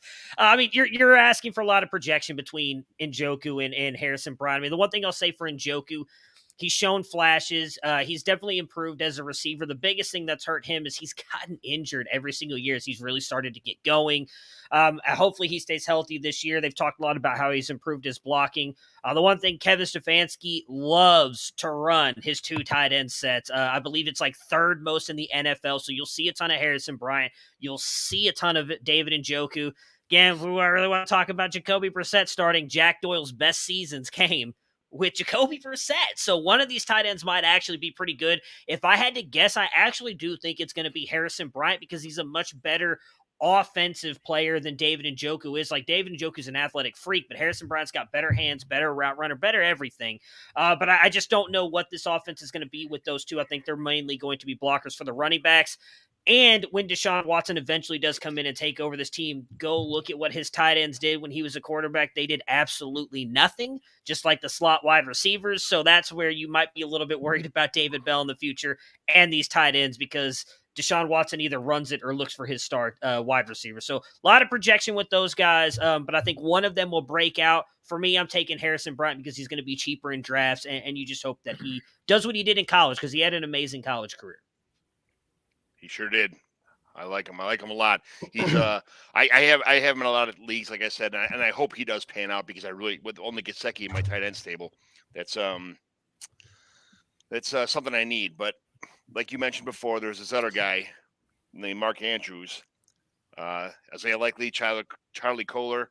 They drafted a couple tight ends this year. I'm not sure why, because you have Mark Andrews, you never have to use anything else. But explain to me, Bob, the Ravens situation at tight end. It's good. It's okay. It's good. Enough said. Things are looking up. Listen, man, I'm a salesman for a living, and the last thing I have to do is sell you on Mark Andrews. Right. I mean, he finished with 300 fantasy points last year in PPR leagues. I mean, that would have been a top 7 wide receiver. Heck, that was only 2 points less than Jamar Chase. Fantastic season. 107 catches, 9 touchdowns. We all know what he's capable of. I've got him in Dynasty over Travis Kelce. I think Kelce probably reclaims that number 1 spot again this year, just because. But I wouldn't be surprised if Mark Andrews does it again. He is the number 1 receiver in that offense, and he is going to get peppered with targets. I don't have to sit here and go through stats. We know what he's capable of. Everyone on this panel, we're looking at, deep dives. We know what we have here with Mark Andrews. But as far as the other tight ends, Nick Boyle returns, more of a blocking, tight end, but sneaky. Bringing in someone like Isaiah Likely, Kolar, I like what they're doing there. I could see Likely being more of kind of a slot guy, putting him out there. His hands are incredible. He is a phenomenal receiving threat. He is someone that I'm just incredibly excited to see what can happen there. There's room. When Hayden Hurst was there in 2019 in that offense, he was a producer, and I could see someone else stepping up and being a producer besides Mark Andrews. But listen, it's Mark Andrews over these guys. And listen, Freiermuth, man, that guy is just I like watching him play. Not against the Ravens, but I like watching him play, man. That guy is I love when you have those guys that are like men amongst boys out there on the field, and I really, really get excited about that. Hayden Hurst, Andrew's not giving him enough credit, and I get it. I understand, but a great player. But listen, man, Mark Andrews is an absolute friggin' stud. I love watching him play. He's one of my favorite players to watch. So, my tight end one, I kind of debate, and maybe I'm just seeing through purple glasses here, but there's a lot of me until I see Kyle Pitts actually have a stud season. Mark Andrews still might be my tight end one in Dynasty. That could be a little bold, but I've seen a lot of tight ends with a lot of hype. Eric Ebron and heck, David Njoku was incredibly hyped coming into a lot of these guys, and until I see that. Yeah. Until I see that with Pitts, I would be taking Mark Andrews in a dynasty league over that, because you know what you're going to get there. And Pitts is just, with that quarterback situation with Ritter or whoever it's going to be. I don't know, man. Yeah, I 100%. I agree with that. I would much rather have Mark Andrews as my tight end one. So. What do you guys think? I want to ask you all that. That is a big time question. What is your all's opinions, all three of you, on someone like Kyle Pitts? What I just said there. What do you think about that? Kyle Pitts. Sorry, I didn't mean to just throw that out there, but I mean, 1,026 yards as 1,000 receiving yards as a freshman, or not freshman, a rookie in the NFL, a professional freshman. Professional. Well, now freshmen are getting, high school kids are getting paid, so we can't even say that anymore. But as a rookie in the NFL on a team with nobody else, he put up 1,000 yards. I mean, Mark Andrews, I love him to death, but he didn't even break 1,000 yards this past season. It was 500, 800, 700 receiving yards, breaks 1,000 yards this year. Kyle Pitts did that as a rookie. They're completely different. Mark Andrews can block. Kyle Pitts you're never going to see him block a day in his life unless it's a cornerback running down and he knows he's got him. But that dude is an athletic freak. It's exactly why a guy like Pat Freiermuth got overlooked, as Herms and Andrew were talking about, because Kyle Pitts is literally he's Julio Jones, Jamar Chase playing the tight end position. I love Mark Andrews, but I'm sorry. It's got to be Kyle Pitts. That's the reason why I was asking. You know what? I disagree. But last year, there was, like you said, there was zero competition. They brought in Drake London. They played the exact same position as Kyle Pitts, pretty much. And then their quarterback position completely diminished with Marcus Mariota and possibly Desmond Ritter. So I think he's going to take a big step backwards this year. Excuse me, sir. We will have no Desmond Ritter slander on this podcast. Yeah, again, careful. No, sir. Careful. But I want to jump. I want to jump in on this though. That confusion, that question mark, is why I have Andrews over. Andrews is in a solid position with what looks to be a solid future, and the Falcons are kind of a team in turmoil, right? They're kind of going through a transition. They're rebuilding and all this. I prefer my top guys like Chase, Jonathan Taylor. Yeah, they changed quarterbacks, but that probably helped because that's where Wentz was. But I'm saying more like there are lots of players that I just have kind of in that tier break, just a little differently. Like Allen over Mahomes, same logic. It's just there's a little bit more consistency, a little bit more certainty. I just feel a little more comfortable. I sleep a little easier at night with Andrews over Pitts. So I don't blame people for having Pitts over anyone else. And I know my friend John Bosch, who is a big, huge Kyle Pitts fan, maybe the biggest. He would trade 3 Andrews for a Pitts. You know what I'm saying? He is just whatever it takes. But I'm still I don't know. That offense, even as a Ritter fan, makes me nervous. That's all.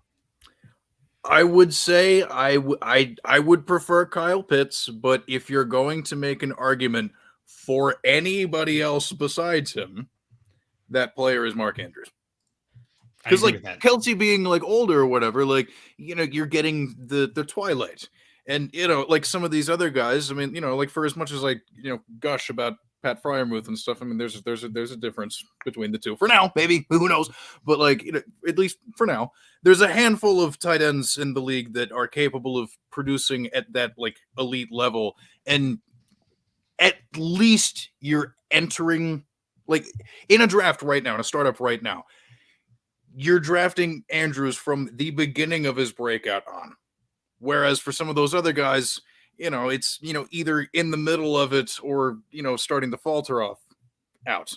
Pitts, you're getting, basic the beginning, pre-breakout, into the breakout, so like I prefer that, but like it's Andrews is the only other one that makes any sense to be at the top. So the one thing I will say, just to kind of push back on the Mariota thing, Ryan Tannehill was not considered a very good quarterback in Miami until he got to Tennessee with Arthur Smith, who is the head coach and offensive play caller of the Atlanta Falcons, who gets now two quarterbacks who run, play, and throw the same style Ryan Tannehill did in Marcus Mariota and Desmond Ridder. Desmond Ridder gets all the comps to Ryan Tannehill. In those years, there were two receiving weapons every single year at Tennessee with Ryan Tannehill and Arthur Smith that were viable, including A.J. Brown, Corey Davis, Adam Humphries. Jonnu Smith had multiple good years. Who's a more athletic, better version of Jonnu Smith? Kyle Pitts. And Drake London can be that dominant receiver on the other side. They've consistently put two decent receiving weapons under Arthur Smith as top fantasy assets. I don't care if it's Marcus Mariota or Desmond Ridder throwing them the ball. He finds a way to get those guys the ball when they need to. And Desmond Ridder, and Andrew can confirm this because I know he's a Cincinnati fan. Desmond Ridder is an inaccurate passer, but he throws the ball and gives his receivers a chance to go get it. It's why Alec Pierce just got drafted in the second round by the Indianapolis Colts. What can Kyle Pitts and Drake London do? Go up and get the damn ball. So I think both those guys are going to be just fine in this offense. Right. But I'm saying if Pitts and Andrews have the same ceiling, I would say that Andrews has a higher floor. That's all it is. That's literally the only difference to me is like these two guys are here. Like there's Andrews and then there's Pitts. Right. Like I'm saying, like the floor is lower on Pitts. I think we can agree with that. Like I trust Andrews' floor more. Now, Pitts may have a higher ceiling. You can argue that, but I just want a little higher floor if I'm going number one overall. If I'm grabbing Pitts, I'm hoping he turns into Andrews. Bingo. And the bottom line is, just like Andrew said earlier, is that offense is so questionable. And don't get me wrong, I think that Kyle Pitts is going to get a hell of a lot of targets, but are the touchdown opportunities going to be there? That's the big thing. And you have so many years, you still have several elite years with Mark Andrews ahead of you. And Kyle Pitts may get there in 3 or 4 years. And when I'm drafting and when I'm doing dynasty leagues, I know we have those guys in the leagues that just love draft picks so much because they're always looking at 4 years and 5 years down the road. I am not that guy. I don't look any further really than about 3. Now, quarterbacks is a little bit different, but Kyle Pitts, you're hoping he can get to be that Mark Andrews. And Mark Andrews isn't going anywhere anytime soon. You're still getting several elite seasons out of him. I mean, 5 to possibly 6 more seasons out of him. And that's my argument. Like I'm not arguing against, Kelsey, because Kelsey's probably on the back 9 of his career, but I still see a couple of more elite seasons at least out of him as well. But the age difference doesn't separate those two from me. It doesn't have. I'm not looking at 5 years down the road right now, and especially at tight end. Give me the stud right now. Can I kick back one more thing really quick? Absolutely. On my biggest fear with that, what you guys just brought up, again, we just talked about what he did, right? 500, 700, 800 with Lamar Jackson as his quarterback. He was on pace again for only 700 yards last year. It was the 136, 115, 129, 89, and 85 receiving yard games with the backup quarterback that put him over 1,000 yards and up to 1,300. He doesn't get that volume when Lamar Jackson is the quarterback for whatever reason. In my opinion, this is why I would take him, is because I feel like Kyle Pitts will be the focal point of that offense. I still think it's the running game, Rashad Bateman, then Mark Andrews for the Ravens that worries me. I don't think he gets that volume that he got at the end of the season. I can agree with that. I agree there. Yep. Yeah, you make sense there. But yeah, Kyle Pitts is definitely going to be the focal point. I just hope that the touchdowns are there. I hope that offense, if there was a better situation there quarterback wise, it would probably be a little bit more of a no-brainer for me. Well, they'll have C.J. Stroud or Bryce Young as their quarterback pretty soon. It'll be fine. That is true. The truth is right. Well, guys, thank you. I got one. Can I ask you guys one more trade before we go? Sure, go for it. Right. So I'm not. I need running backs on my team. I'm a running back. I do not like running backs. I get rid of them all the time. I'm that guy. I have decent run. I got Javonte Williams and CEH on my team, and that's about all I got, which isn't bad. But I traded for Josh Jacobs after this draft. I had Mitch Trubisky, which I already had Patrick Mahomes, Josh Allen, Trevor Lawrence. So I didn't really need. I was never going to use Mitch Trubisky. I'm not sure of his future anyway. And I drafted Zamir White at the 403 or something like that. Hmm. And I traded Trubisky, Zamir White, and a 2023, probably mid to late third for Josh Jacobs. What do you think about that trade? Because I was just listening to a podcast earlier today where they were MF and Josh Jacobs saying the only good games he had was against the Chargers, or I think the Chargers a couple games. And what do you think about that trade? Go get Zamir White back. Yeah, that's Yeah, I mean, Go get him back now while you can. the news that came out today was that Josh Jacobs won't be the workhorse anymore, and that they love Zamir White. And my biggest fear with Jacobs is throughout his entire career. So he's been in the league. This is his 4th year now, I think. He's had 1 catch on 3rd down. 1 catch. Like, he's not going to get you any receiving work. And the fact that they want Josh McDaniels coming from the Patriots system, they consistently swap these backs in and out. We see it every single year. He did that when he went to Denver the first time. I think he's going to do that here with the Raiders. Like, he seems to love Zamir White. They traded up to get him. I would not have gotten rid of White. I think he's going to be the guy. Is he only going to be an early down back and only a goal line early down back? And are they going to transform Jacobs to just a PPR back? I'm okay with that. I don't think Jacobs will be a PPR back. He's only had 1 catch on 3rd down his entire career. That's 4 years of games right there. Like, they don't use him at all that way. Even though he did that in college, they don't use him that way in the NFL. And not that he's saying, will they Zamir convert White him? Like, will he become that? Yeah, they and still I don't got know if he will Drake either. Yeah. and somebody else on the roster. Like, I don't think Amir Abdullah. Hey, this is the year, right? I wouldn't be surprised. Maybe I'm crazy for saying this, but this has been the craziest offseason in the history of the NFL. There will be a running back or two that gets hurt, and you might see Josh Jacobs traded. Yeah. They didn't pick up his option. Right. He's obviously not in their plans. I think he is an injury or two away from being on a different team, and I could have seen someone like Seattle be there, but not now. With their after their draft, but I really could see Josh Jacobs playing for a whole other team this season. Well, and if that's the case, you really want Zamir White to do well, because you want the team to think we can do fine without Jacobs, so they can be fine to move him, right? Well, they've got Kenyon Drake, and they. I know, and I know. I'm just saying, like, you want Jacobs to be expendable to the Raiders for that to make sense. And Absolutely. I think it's possible. They drafted White. 4th rounder is not nothing, for a running back. And right now they show Brandon Bolden on the team as well, according to this depth chart. So McDaniels brought him over, which means I was going to say the goal line back. Yeah, he's a carryover from that New England offense. There could be some familiarity there where he kind of is like a special teamer or something, just gets himself in the field, and it's a busy backfield. So just to kind of get back to it, John, I don't hate the trade. I'm not as low on Jacobs as a lot of people. I think it's a pretty fair trade. But I probably would have kept the other side just because running backs are so weird right now. Like, there's just so much uncertainty with running backs. Like, I don't know. It's anybody's game. Was it a super flex league? It is a super flex PPR. I just think that Josh Jacobs is just a more talented player than, so. I do too, actually. I do too. But it makes me nervous trading for running backs in June. Like before they get any sort of reps under their pads. I don't know. That's just my thing. I've been burned too many times. You know what I mean? Like drafting or taking Kareem Hunt and then he gets hurt or gets suspended. And then it's like, okay, great. Now I got, what was the Chiefs running back that got hurt? And it was just like, oh, like I traded for him like the day before and then he gets hurt. And I'm just like, well, that was a fun year. You know what I mean? Like, so just running backs are so, I would say though, like if you're gonna make a trade for like running backs in Dynasty, like it's always a bit of a tricky proposition, but like Josh Jacobs is, well, like a lot younger than people realize, kind of cool. And like the fact that like he made it, I mean, he kind of like has been, kind of like jerked around a little bit in terms of role. Like he hasn't really been put, having that full load put on him necessarily. Like there's a world in which, because of his age and because of the fact that without the 5th year option, he hits free agency sooner.